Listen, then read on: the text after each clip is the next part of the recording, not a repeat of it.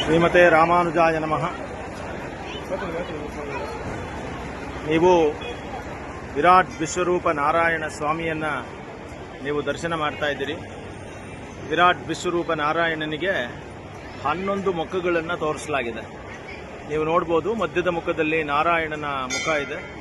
ಆ ನಾರಾಯಣನ ಮುಖದ ಪಕ್ಕದಲ್ಲಿಯೇ ಬಲಭಾಗದಲ್ಲಿ ಶಿವನ ಮುಖವನ್ನು ತೋರಿಸಲಾಗಿದೆ. ಹಾಗೆಯೇ ಶಿವನ ಮುಖದ ಪಕ್ಕದಲ್ಲಿಯೇ ಸ್ಕಂದನ ಮುಖ ಅಂದರೆ ಸುಬ್ರಹ್ಮಣ್ಯ ಸ್ವಾಮಿಯ ಮುಖ. ಹಾಗೆಯೇ ಗಣಪತಿ, ಆ ಗಣಪತಿಯ ಪಕ್ಕದಲ್ಲಿಯೇ ನರಸಿಂಹನ ಮುಖ, ನರಸಿಂಹನ ಪಕ್ಕದಲ್ಲಿ ಋಷಿಯ ಮುಖವನ್ನು ತೋರಿಸಲಾಗಿದೆ. 11 ಕಿರೀಟಗಳನ್ನು ನೀವು ನೋಡಬಹುದು. 11 ಕಿರೀಟವು ಒಂದು ಕಿರೀಟ ಇದ್ದಂಗೆ ಇನ್ನೊಂದು ಕಿರೀಟ ಇಲ್ಲ. ಅದೇ ಇದ್ರ ವಿಶೇಷ. 11 ಕಿರೀಟದಲ್ಲೂ ಒಂದು ಕಿರೀಟ ಇದ್ದಂಗೆ ಇನ್ನೊಂದು ಕಿರೀಟ ಇಲ್ಲ. ಅದರಲ್ಲಿ ನೀವು ನೋಡಬಹುದು, ಮೊದಲನೇ ಮಧ್ಯದ ಕಿರೀಟದ ವ್ಯತ್ಯಾಸವನ್ನು ಪಕ್ಕದಲ್ಲಿ ಶಿವನ ಚಂದ್ರಮೌಳಿ ಅಂತ ಕರೀತಾರೆ. ಆದ್ದರಿಂದ ಚಂದ್ರ ಇರೋದನ್ನು ನೀವು ಗಮನಿಸಬಹುದು. ಚಂದ್ರನ ಒಂದು ಇದು ಕೂಡ ಇದೆ.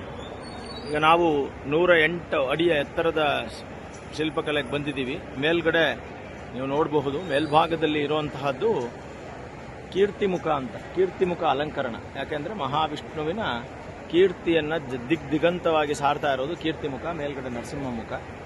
ಅದು ಸುತ್ತಲೂ ಇರುವಂತಹದ್ದು 7 ಹೆಡಗಳ ಸರ್ಪ. ಆ 7 ಎಡೆಗಳ ಸರ್ಪದ ಜೊತೆಯಲ್ಲಿಯೇ ಕಿರೀಟಗಳನ್ನು ನೀವು ನೋಡ್ತಾ ಇದ್ದೀರಿ. ಸೊ 11 ಕಿರೀಟಗಳು ನೋಡಿದ್ರೆ ಒಂದಕ್ಕೆ ಒಂದು ಥರ ಇನ್ನೊಂದಿಲ್ಲ.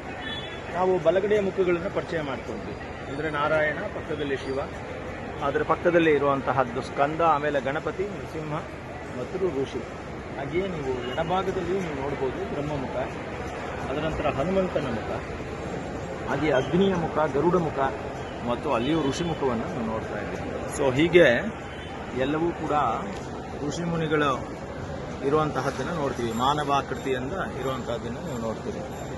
ಈ ತಿರುನಾಮ ಇದೆಯಲ್ಲ, ಈ ತಿರುನಾಮದ ಸೈಜ್ ಇದೆಯಲ್ಲ, ಅದು ಬಂದು 5.5 ಅಡಿ.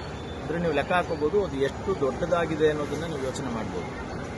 ಸೊ 5.5 ಅಡಿಯ ತಿರುನಾಮ ಅಂದರೆ ಆಲ್ಮೋಸ್ಟ್ ಒಂದು ವ್ಯಕ್ತಿಯಷ್ಟು ಇರುವಂತಹದ್ದು. ಹೀಗೆ 11 ಮುಖಗಳಿಂದ ಕೂಡಿದ ಅದರ ಮಧ್ಯದಲ್ಲಿ 7 ಮಹರ್ಷಿಗಳನ್ನು ನಾವು ಆ ಕತ್ತಲ್ಲಿ ನೋಡ್ಬೋದು. 7 ಮಹರ್ಷಿಗಳು. ಅದೇ ಥರ ಶಿವ ಮತ್ತು ನಾರಾಯಣ ಸ್ವರೂಪದಲ್ಲಿರೋದ್ರಿಂದ ನೀಲಕಂಠ ಹಾರವನ್ನು ನೀವು ನೋಡ್ಬೋದು. ಸುತ್ತ ಒಂದು ರುದ್ರಾಕ್ಷಿ ಮಾಲೆಯನ್ನು ಗಮನಿಸಬಹುದು. ಅಲ್ಲಿಯೇ ಪಕ್ಕದಲ್ಲಿ ನೀವು ನೋಡಬಹುದು ಒಂದು ಶಂಖಚಕ್ರಗಳು ಪರತ್ವ ಚಿಹ್ನೆಯಾಗಿ ಶಂಖ ಮತ್ತು ಚಕ್ರಗಳನ್ನು ಇಟ್ಕೊಂಡಿರೋದನ್ನು ನಾವು ನೋಡ್ತೀವಿ. ಹಾಗೆಯೇ ಶಂಖಚಕ್ರ ಮುದ್ರೆಯ ಜೊತೆಯಲ್ಲಿಯೇ ನೀವು ನೋಡಬಹುದು ಒಂದು ದತ್ತಾತ್ರೇಯ ಮೂರ್ತಿ. ಬಲಭಾಗದ ಭುಜದಲ್ಲಿ ದತ್ತಾತ್ರೇಯ, ಅದರ ಎಡಭಾಗದಲ್ಲಿ ಸೇಮ್ ನಾರದ ಮಹರ್ಷಿಗಳು, ಮಧ್ಯದಲ್ಲಿ ಮಹಾವಿಷ್ಣು ಎದೆಯಲ್ಲಿ. ಅಲ್ಲಿ ನೀವು ನೋಡಬಹುದು ಮಹಾಲಕ್ಷ್ಮಿ ಮತ್ತು ಮಹಾಸರಸ್ವತಿಯರನ್ನ ತೋರಿಸಿದ್ದಾರೆ. ಅದೇ ಥರ ಅಲ್ಲಿಂದ ಮಧ್ಯದಲ್ಲಿ ಬಂದರೆ ಸದಾಶಿವ, ಬ್ರಹ್ಮ. ನೀವು ಕೈಯಲ್ಲಿ ಬಂದರೆ ಗಾಯತ್ರಿ ದೇವಿಯನ್ನು ನೋಡಬಹುದು. ಸೊ ನರಸಿಂಹರನ್ನು ನೋಡ್ತಾ ಇದ್ದೀರಿ ನಾಭಿಯ ಭಾಗದಲ್ಲಿ. ಅಲ್ಲಿಂದ ಬ್ರಹ್ಮದೇವರನ್ನು ನೋಡ್ತೀರಿ. ಅಲ್ಲೇ ನಾಗವನ್ನು ನೀವು ನೋಡ್ಬೋದು. ಎಲ್ಲ ಅಷ್ಟನಾಗಗಳನ್ನು ಪ್ರತಿನಿಧಿಯಾಗಿ ಮಾಡಿರುವಂಥದ್ದು. ಮಧ್ಯದಲ್ಲಿ ಗಣೇಶ ಇದ್ದಾನೆ. ಗಣೇಶನನ್ನು ನೀವು ನೋಡ್ಬೋದು. ಸುತ್ತಲೂ ದಶಾವತಾರ ಮೂರ್ತಿಗಳನ್ನು ಆ ಕಡೆ ಈ ಕಡೆ ನೀವು ನೋಡ್ಬೋದು. ಮತ್ಸ್ಯಕೂರ್ಮ 5 ಈ ಕಡೆ ಬಲಗಡೆ, 5 ದಶಾವತಾರ ಮೂರ್ತಿನೂ ಕೂಡ ಇದೆ. ಹಾಗೆಯೇ 16 ಆಯುಧಗಳನ್ನು ನೀವು ನೋಡಬಹುದು. ವಿರಾಟ್ ವಿಶ್ವರೂಪ ನಾರಾಯಣನ ಒಂದು ಮೂಲ ಸ್ವರೂಪ. ಹಾಗೆಯೇ ನೀವು ನೋಡೋದಾದರೆ ಗೀತೋಪದೇಶವನ್ನು ನೋಡಬಹುದು. ಗೀತೋಪದೇಶ ಇದೆ ನೋಡಿ.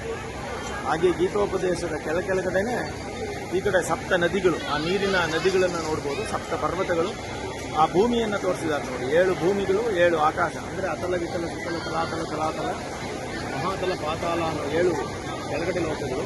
ಭೂಲೋಕ, ಭೂರ್ಲೋಕ, ಸ್ವರ್ಲೋಕ, ಮಹೋಲೋಕ, ಜನೋಲೋಕ, ತಪೋಲೋಕ ಅನ್ನೋ 7 ಲೋಕಗಳು.